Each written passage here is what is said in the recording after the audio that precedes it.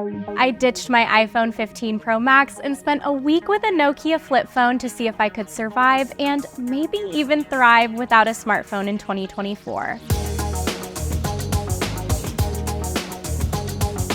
The 2000s are calling. This is the Nokia 2780 Flip. It has that classic flip phone design we know and love, with echoes of the Nokia 2760 from the late 2000s, plus newer features like maps. Maybe this challenge will be easier than I thought.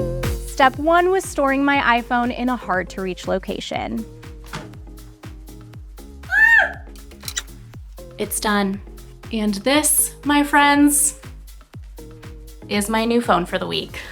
The Nokia 2780 Flip is $90, has 4G, and runs on major carriers and MVNOs like AT&T, Verizon, T-Mobile, and Boost in the US. Just put some little stickers on my flip phone because it only feels right. You can call, text, go on YouTube, use maps, surf the web, check your email, take photos, and listen to music. There are also several utility apps. And what would a Nokia phone be without Snake? But okay, how well do all of these features work? I'm shooting with John. My mom says hi. Hello, mother. As cool as I think I look with this thing up to my ear, I mainly used speakerphone. Do I sound clear? Saying hi from the Nokia 2780 Flip. It doesn't sound like muffled at all? Okay, that's good to know. To hang up, you can hit the end key or very dramatically flip the phone closed, which I reserved for special occasions but do love. Hi.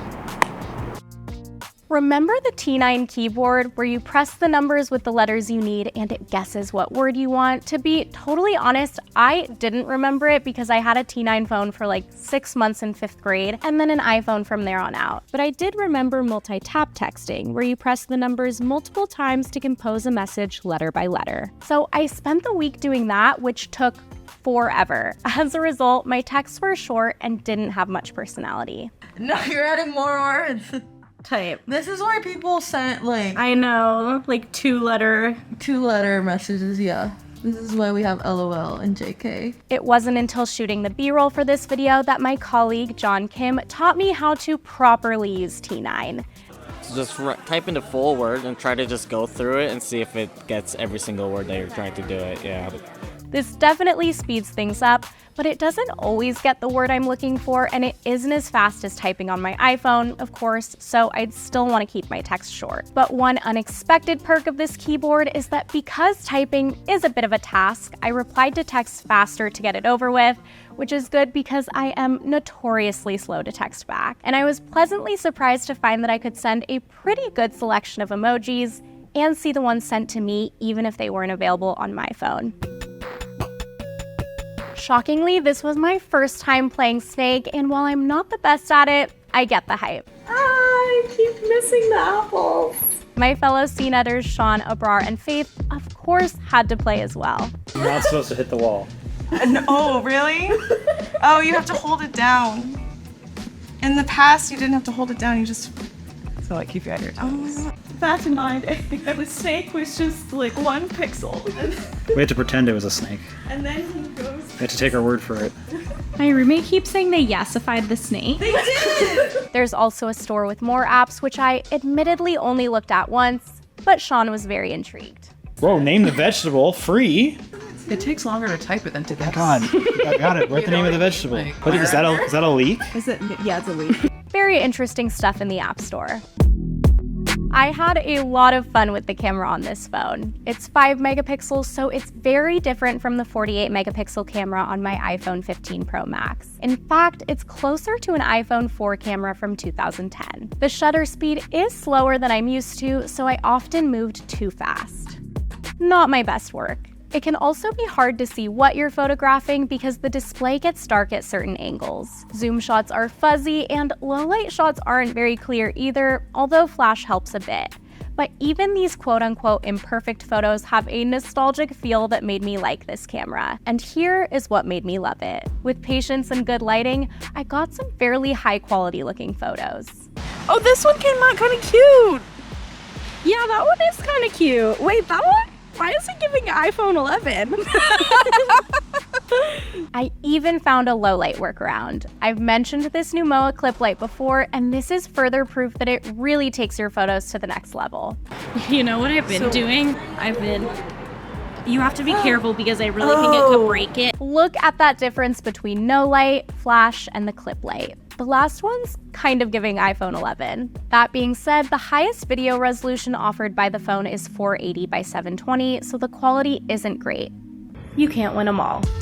This phone has Google and a browser app aptly called Internet, where I bookmarked my frequently visited sites. Some, like Slack, don't work. But Facebook, X, Instagram, Threads, and TikTok do. Well, TikTok sort of does. Videos do play, but they're covered by the caption.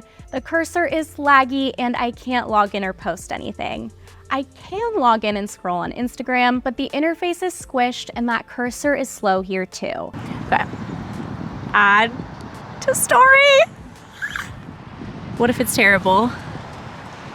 What if it never uploads? My friend did check it on her iPhone, and the quality was rough. Oh my god, I'm so scared!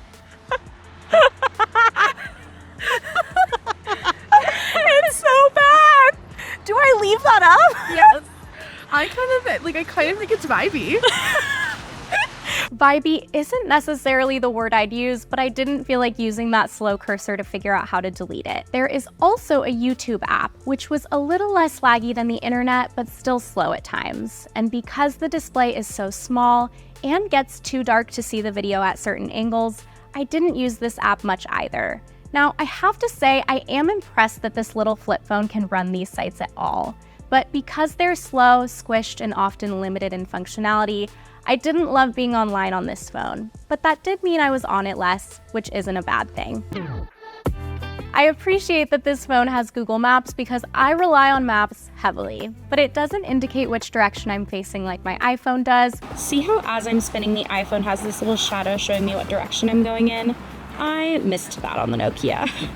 But if you have a better sense of direction than me, this probably won't be an issue for you. This phone doesn't have turn-by-turn navigation. You have to press the upper right-hand button to see the next direction. And there's no voice navigation, so I didn't drive anywhere new because, again, I have a bad sense of direction. Not having voice navigation definitely would have been difficult for me long-term. I bought 2 albums and some of my current favorite songs, put them on a micro SD card, and popped it into the phone to listen on the music app. This reminded me of buying music for my iPod. So nostalgic. Now, halfway through the week, I did get tired of my songs but couldn't justify buying more yet. And Spotify doesn't work on this phone. So sometimes I'd listen on YouTube, but as you know, that wasn't my favorite app. There's also FM radio. The battery life is solid. On a busy day where I was navigating, taking lots of photos, posting to Instagram, and listening to music on top of calling and texting, I had 100% battery at 10:30 a.m. and 3% battery by 10:30 p.m. Getting a full 12 hours of heavy use simulating how I'd use my iPhone isn't too shabby. On more chill days where I'm really only using the phone to call and text, I can go a day and a half or 2 before needing to charge. This phone forced me not to Uber. This was stressful when I was running late and would have been unsustainable long term because although I love to walk, when I'm out at night, I usually feel safest Ubering home. But not Ubering for the week was good for my bank account. I'm also so used to Apple Pay that I often left without my wallet. I just went to go grab something from the store and totally forgot my wallet. So I just grabbed my wallet and I am running this errand for the second time. Very important purchase secured. Like, truly, how could I go without this? This was also probably good for my bank account because it gave me extra time to decide if I really needed to buy something. So how was the digital detox? To be honest, very uncomfortable, which I wasn't necessarily expecting. I tested a minimalist phone called the Light Phone 2 a few years ago, and that video is linked on screen. I really liked how much more present I was without checking social media all the time.